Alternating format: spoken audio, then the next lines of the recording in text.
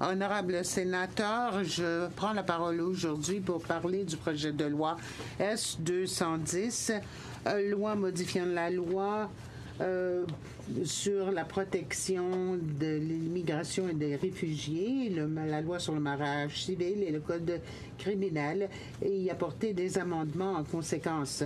Je voudrais d'abord remercier la sénatrice Atola John qui m'avait appuyé quand j'ai présenté ce projet de loi il y a 2 ans. Je remercie aussi les membres du Comité permanent des affaires sociales, des sciences et de la technologie de leur appui. Le but de ce projet de loi est très simple et ne contient qu'un article. Il abrogera le titre abrégé de la loi sur la tolérance zéro pour les pratiques culturelles barbares qui portaient sur la polygamie, l'âge du mariage, le mariage forcé et la provocation. Le contenu de la loi ne changera pas. La loi continuera d'interpréter comme elle l'est maintenant. Je n'ai pas proposé un autre titre parce que je ne voudrais pas lancer une discussion à ce sujet. L'avocat ou le conseiller légiste m'a signalé que ça ne sert à rien d'avoir un nouveau titre puisque la loi ne fait que modifier d'autres lois. Je vais demander l'autorisation de m'asseoir pour le reste de mon discours. Autrement dit, tout ce que contient cette loi a déjà été intégré à la loi sur l'immigration et la protection des réfugiés, la loi sur les mariages civils et le code criminel. Dans la plupart des cas, les projets de loi qui modifient uniquement les lois actuelles n'ont pas de titre abrégé. Dans ce cas-ci, cependant, le titre abrégé reste encore dans la loi. Autrement dit, tout ce que fera le S-210, ce sera abrégé, ce titre abrégé. J'ai proposé ce projet de loi parce que l'utilisation ensemble des mots barbares et culturels change entièrement la discussion sur les crimes épouvantables que représentent le mariage forcé, la polygamie et la mutilation des femmes, génitales des femmes.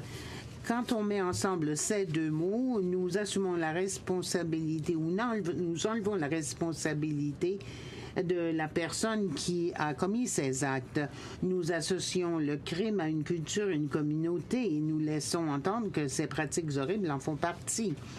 Le fait de donner une telle étiquette aux cultures a des conséquences sérieuses.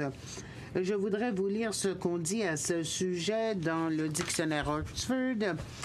On dit que barbare, ça veut dire sauvagement cruel, primitive, non civilisé, sans culture. Autrement dit, l'utilisation de ces 2 mots ensemble veut dire que toutes ces cultures sont cruelles et primitives. Je le sais moi-même parce que j'ai connu cela comme enfant. J'ai grandi dans un pays colonial où on disait que nous étions des barbares à cause de la couleur de notre peau. À l'école, on nous appelait des barbares. Si nous faisions une erreur en parlant anglais, nos enseignants nous frappaient et disaient « tu es barbare ». Ils essayaient de nous faire honte à l'égard de notre culture.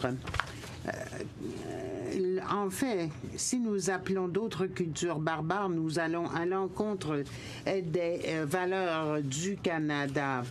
Il faut tirer des leçons de notre passé. Au lieu de marginaliser certaines cultures de la société canadienne, nous devrions plutôt les unir et promouvoir l'unité canadienne. Je voudrais dire que je suis tout à fait contre les pratiques en question. Nous devons lutter ensemble contre ces pratiques.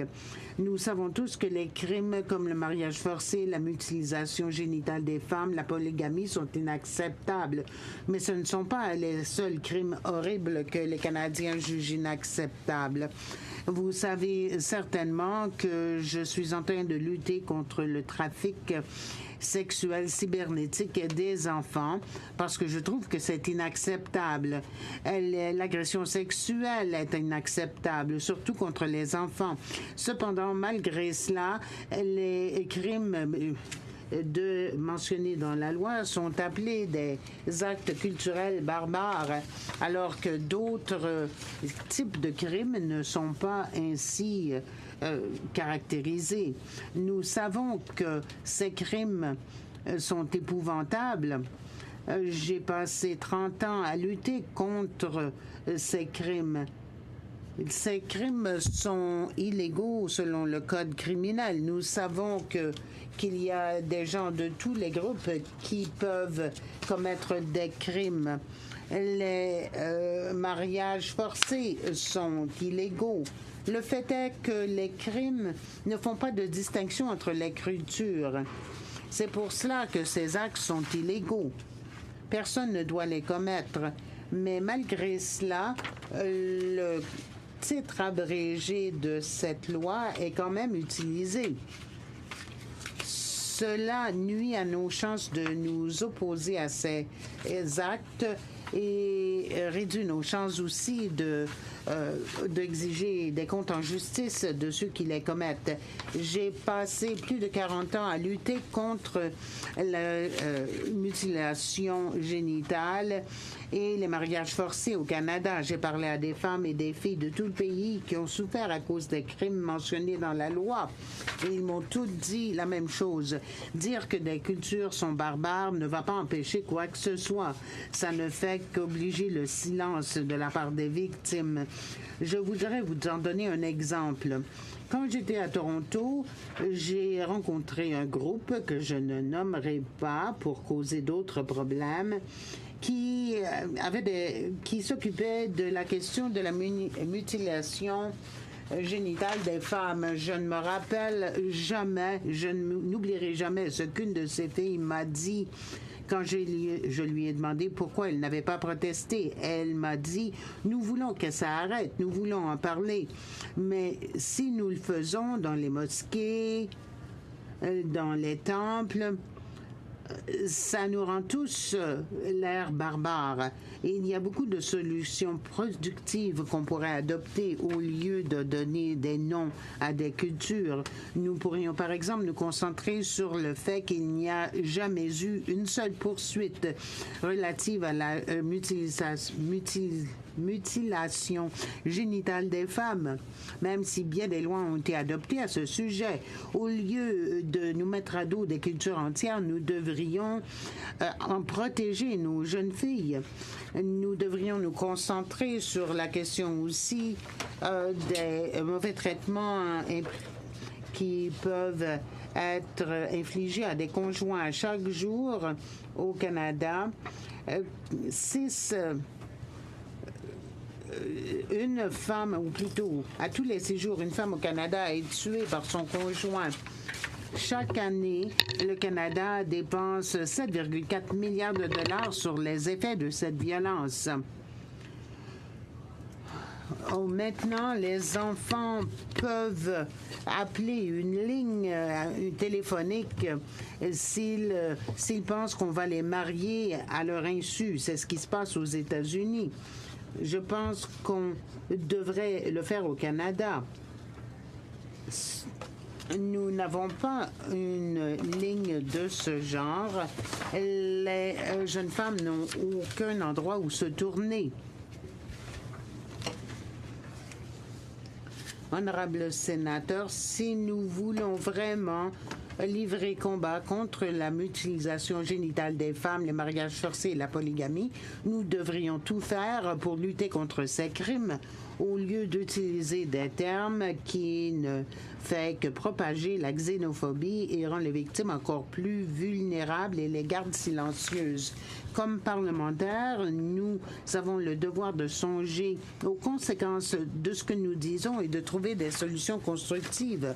Je ne suis pas la seule à le penser. Quand le projet de loi est allé devant le Comité permanent des droits de la personne, lors de la législature précédente, plusieurs témoins m'ont dit la même chose et je vais reprendre leurs propos. Sharon Aiken, notamment professeur à la faculté de droit de l'université Queen's, a dit je ne veux pas excuser la violence, pas du tout. Il ne faut pas s'y tromper. Il s'agit plutôt de relier les mots barbares et culturels. Voilà le problème, parce que ça semble laisser entendre que ceux qui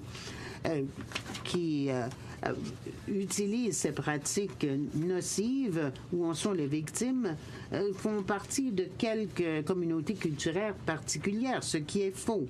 Nous savons que la violence familiale, la violence au foyer, l'agression des conjoints et le reste, ce sont des problèmes pour toute la société canadienne. Ça touche les nouveaux venus et aussi les résidents à long terme, les autochtones et les citoyens de bien des générations. C'est donc le problème que nous devons faire disparaître. De son côté, Ninou Khan, directrice des communications et du développement à Mosaïque à Vancouver, a dit ce projet de loi ou cette loi vise les communautés immigrantes. Ça crée le phénomène de eux et nous. Nous sommes Canadiens et nous avons donc de bonnes valeurs comme Canadiens et les autres qui viennent d'autres régions du monde sont des barbares. Il y a aussi des lois qui s'attaquent au problème de cette loi, notamment la polygamie. Alors pourquoi avons-nous besoin de cette mesure? Pourquoi appeler cette loi zéro tolérance pour les pratiques barbares et à quel groupe culturel va-t-on s'attaquer?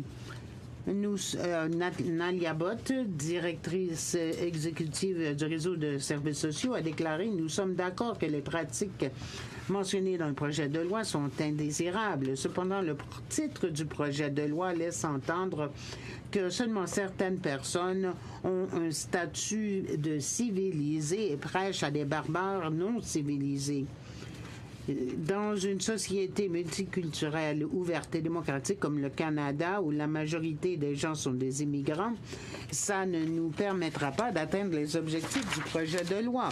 Susan Custom de l'Association canadienne du barreau a déclaré de façon plus générale, l'Association canadienne du barreau a toujours soutenu que le gouvernement ne devrait pas utiliser des titres abrégés qui visent simplement à enflammer les esprits du public canadien. Enfin, Avi Yao-Go, directeur clinique de cliniques chinoises et d'Asie Sud-Est du Grand Toronto, a dit à la fin du compte, si nous revenons au point de départ, certaines dispositions peuvent être maintenues. Mais quand il faut changer la conversation dans son ensemble, mais il faut à ce moment-là plutôt changer la conversation dans son ensemble. Honorable sénateur, je suis d'accord avec tous ces propos et c'est pour cela que j'ai proposé le projet de loi S-210. Il est temps pour nous d'abréger le titre d'abroger le titre abrégé de cette mesure. Je répète que rien ne va changer dans la loi. L'interprétation des lois va rester la même. Le Canadien tient encore, comme toujours, à lutter contre la mutilation génitale des femmes, les mariages forcés, la polygamie et d'autres crimes. Tout ce qui va changer, c'est le titre. Tout ce que fera le projet de loi S-210, c'est justement d'abroger ce titre abrégé. Avant de terminer, je voudrais laisser de côté un peu les considérations d'ordre pratique de ce projet de loi et dire ce que le titre abrégé signifie. Au sujet du Canada, le Canada promouvoit le multiculturalisme et comprend que sa diversité fait sa force. Le Canada est un pays qui va toujours traiter les gens de façon équitable, quelle que soit leur religion, leur race, leur croyance ou leur sexe. C'est pour ça que je suis au Canada aujourd'hui, parce que je sais que je vais être acceptée par mes compatriotes. Je sais que nous sommes venus ici en sachant que mes enfants, petits-enfants et arrière-petits-enfants n'auront jamais à connaître les mêmes combats que j'ai connus quand j'étais plus jeune. On ne les appellera jamais barbares. Ils n'auront jamais honte de qui ils sont et peuvent être fiers de leurs racines. Honorable sénateur, je vous demande de songer que quand nous mettons les mots barbares et culturels ensemble, nous séparons nos collectivités. Ce n'est pas la façon canadienne de faire les choses. C'est pourquoi je vous demande aujourd'hui d'appuyer le projet de loi S-210 et d'abréger le titre abrégé, ou d'abroger plutôt le titre abrégé. Je vous demande de le faire parce qu'il y a encore beaucoup à faire dans notre pays.